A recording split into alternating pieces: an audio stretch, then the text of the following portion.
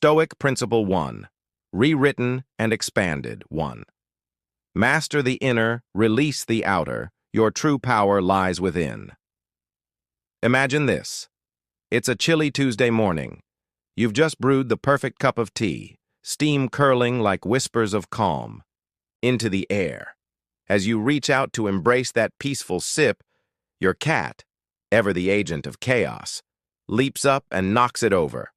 Hot liquid spills, serenity shatters. Old you? Probably seething, cursing the cat, blaming fate, maybe even questioning why the universe is always out to get you. But stop, take a breath. Enter the mind of a Stoic. As Seneca wisely observed, we suffer more in imagination than in reality. The tea is gone, yes, but the real turmoil? It begins not with the spill, but with the story we tell ourselves about it.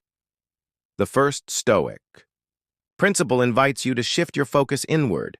You can't control the cat, or the rain, or your internet crashing 5 minutes before an important meeting. But what you can control, what no chaos can steal from you, is your reaction, your interpretation, your response. The world will continue to throw its curveballs. Cold pizza deliveries, delayed flights, missed opportunities, digital drama.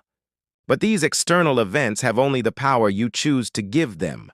When you internalize this truth, you gain something priceless: freedom. Freedom from the roller coaster of frustration, from unnecessary emotional storms. Instead of clinging to expectations or resisting the uncontrollable, the Stoic way urges you to lean into acceptance, not as a sign of defeat, but as a declaration of strength. Laugh off the spilled tea.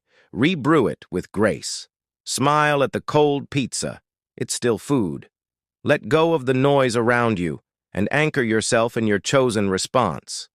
Because at the heart of Stoicism is this timeless truth. You are the master of your mind.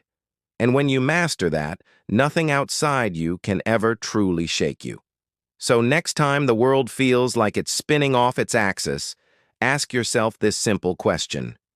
Is this within my control? If not, breathe, release, and carry on. That, fellow Stoic, is your superpower. Stoic Principle 2. Rewritten and expanded 2. Embrace the present moment, because now is all you truly own. In an age where attention is the rarest currency, the Stoics offer a profound gift: the reminder to come home to the present moment. Marcus Aurelius once wrote, "Do not let the future disturb you, for you will arrive there if you nurture the present." Yet, how many of us truly live by this? We wake up to alarm clocks, rush through routines, scroll through a never-ending stream of updates, and let our minds drift to emails yet unread, meetings yet to happen, or regrets we can't undo. We miss the scent of our coffee, the sound of birdsong outside, the sparkle in a loved one's eyes. Not because these moments aren't there, but because we are not. To the Stoic, the present isn't just a fleeting second between past and future. It's the only reality where life actually happens. The park stroll where you're lost in thought is not a stroll. It's absence in motion. The dinner table filled with family, but not presence, is just noise. The Stoics urge us to practice mindfulness long before it became a buzzword. To engage deeply. To live our lives rather than simply pass through them. Savor your meals without the distraction of your phone. Listen when someone speaks, not just with ears, but with presence. Breathe deeply and notice the air that fills your lungs. Touch the world around you, not with haste, but with reverence. Regret is a shadow of the past. Anxiety is a mirage of the future. But the present, that's your power, your peace, your platform for change. So next time your thoughts drift away from now, gently pull them back. You are not late. You are not behind. You are here. And here is enough. Stoic Principle 3. Rewritten and expanded. Accept change as nature's flow. Resistance creates suffering. Acceptance brings freedom. Change. It's the only constant, yet the very thing we so often resist. A new job, a relationship ending, a move to an unfamiliar place. These events shake us, not because they are inherently bad, but because we cling to what was and fear what will be. But the Stoics? They saw change not as a threat, but as the rhythm of the universe. Epictetus reminds us, it's not what happens to you, but how you react to it that matters. Life, like a river, flows endlessly. To stand firm against its current is exhausting, even futile, but to flow with it, to accept its turns, its tides, its turbulence, that's where power and peace lie. Nature doesn't resist change. Winter gives way to spring. Day fades into night. The tide rolls in and out, asking no permission and apologizing. To no one. And you, too, are part of this vast design. The Stoic approach isn't to suppress emotion or pretend change doesn't affect us. It's to see change as growth, to view life as a canvas ever in progress. Each loss, each transition, each detour adds texture to your story. What feels like an end is often a beginning in disguise. When you accept change, you reclaim your energy from worry and pour it into presence. You stop mourning the closed door and start noticing the open window. You trade fear for curiosity, clinging for creativity. So next time life reroutes your plans or hands you something unexpected, try this Stoic perspective. This too is part of my becoming. Don't fight the river. Learn to navigate it, because real strength lies not in control, but in adaptation. Stoic Principle 4, rewritten and expanded 4. Free yourself from the need for external validation. You are already enough. In the echo chamber of modern life, we've grown addicted to affirmation. One post, 10 likes. A compliment, a dopamine hit. A disapproving comment, and suddenly we spiral. But here's the Stoic truth. Validation that comes from others is fleeting. Only self-validation can truly anchor you. Epictetus said, "Man is not worried by real problems so much as by his imagined anxieties about real problems." And in today's digital world, we imagine problems everywhere, often tied to how others perceive us. One bad comment, one ignored message, one empty like counter, and our sense of worth wavers. But what if you turned inward?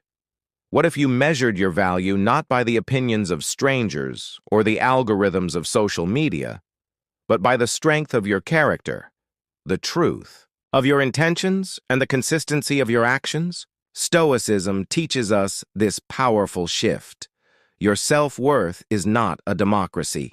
It's not up for vote, not open to public opinion. You are your own judge, your own guide. You don't need approval to be valuable. You need alignment with your values, with your purpose. Next time you feel the sting of disapproval or the emptiness of being overlooked, remember, external praise is a whisper. Inner peace is a roar. Your worth isn't written in likes, comments, or comparisons. It's etched in how you live, love, and lead yourself. So unplug from the noise, reconnect with your essence, and remind yourself that freedom begins the moment you stop needing permission to be enough. Stoic Principle 5, rewritten and expanded. 5. See loss as part of life's natural rhythm. Let go with grace, not grief loss. Whether it's a loved one, a memory, a relationship, or something as simple as a cherished object, has the power to shake us. It stings, lingers, and often leaves us asking, why? But the Stoics offer a gentler, wiser lens. Loss is not a punishment. It's a part of nature's eternal dance. Marcus Aurelius once said, "Loss is nothing else but change, and change is nature's delight." Look at the trees. They shed their leaves in autumn without sorrow. The sun sets each evening without resistance. Everything that lives must evolve, transform, and sometimes fade, so something new may rise. In the Stoic worldview, impermanence is not tragedy. It's truth. And in that truth lies power. When we resist loss, we suffer twice. Once for the event itself, and again for our refusal to let go. But when we embrace impermanence, we create space, not only for healing, but for deeper appreciation. We begin to hold moments more gently, knowing they are fleeting. We love more fiercely, not because we fear the end, but because we honor the now. Stoicism doesn't ask you to feel nothing. It asks you to feel fully and still let go. 2. Mourn, yes, but then to move forward with open hands and an open heart. So the next time life takes something from you, don't see it as a theft. See it as an invitation to trust the process, to cherish what remains, and to walk lighter into what's next. Every sunset, after all, carries the promise of another dawn. Stoic Principles 6, rewritten and expanded 6. Grow stronger through adversity. Life's challenges are your greatest teachers. We all face trials, overdue bills, failed projects, difficult people, endless setbacks, and in those moments it's tempting to shrink, to ask, why me? But Stoicism flips the question. It says, what is this teaching me? Because for the Stoic, every hardship is an invitation to grow, to evolve, to rise. Seneca once said, difficulties strengthen the mind as labor does the body. In other words, adversity is the weight room of the soul. It tears, builds, and transforms us. Without resistance, there's no strength. Without struggle, no depth. Think of the person you admire most. Are they strong because life was easy, or because they chose courage when life was hard? That's the Stoic path, not to avoid discomfort, but to use it, to turn pain into power, obstacles into opportunity. The Stoics saw adversity as divine training, custom designed for your personal growth. Whether it's a delayed goal, a broken heart, or a bad day, each trial refines your character. It builds patience, grit, empathy, clarity. It strips away illusions and reveals what truly matters. And here's the hidden magic. When you start seeing adversity as a gift, you stop being afraid of it. You stop avoiding life's sharp edges and start sharpening yourself against them. So the next time hardship knocks, don't just endure it. Engage with it. Ask, what muscle is this strengthening? What lesson is unfolding here? Because every test is a chance to rewrite your story, not as a victim, but as a victor in the making. Stoic Principle 7, rewritten and expanded 7. Cultivate inner riches. True wealth is found within, not without. In today's hyper-connected world, we're surrounded by images of luxury, dream vacations, sleek cars, the latest tech, perfectly curated lifestyles. And it's easy to believe that happiness lies somewhere out there, just one purchase or achievement away. But the Stoics remind us, the richest life is not filled with things, but with peace, wisdom, and purpose.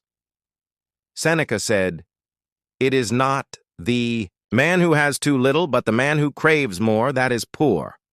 This truth hits harder than any luxury ad ever could, because if your joy is always tied to the next upgrade, you'll never arrive. You'll just keep running. Stoicism invites us to turn our gaze inward, to measure abundance not by what fills our hands, but what fills our heart. Inner riches are things no thief can steal, no market can crash, no trend can make obsolete. They are built in stillness, in gratitude, in reflection. This doesn't mean you must reject comfort or success. It means you must not be owned by them. Enjoy the fine meal, but don't base your worth on it. Appreciate the home, but know you'd be you even without it. The Stoic lives richly, not because they own much, but because they need little. Every experience, every moment of calm, every act of love. These are treasures. Not flashy, but fulfilling. Not Instagram-worthy, but soul-worthy.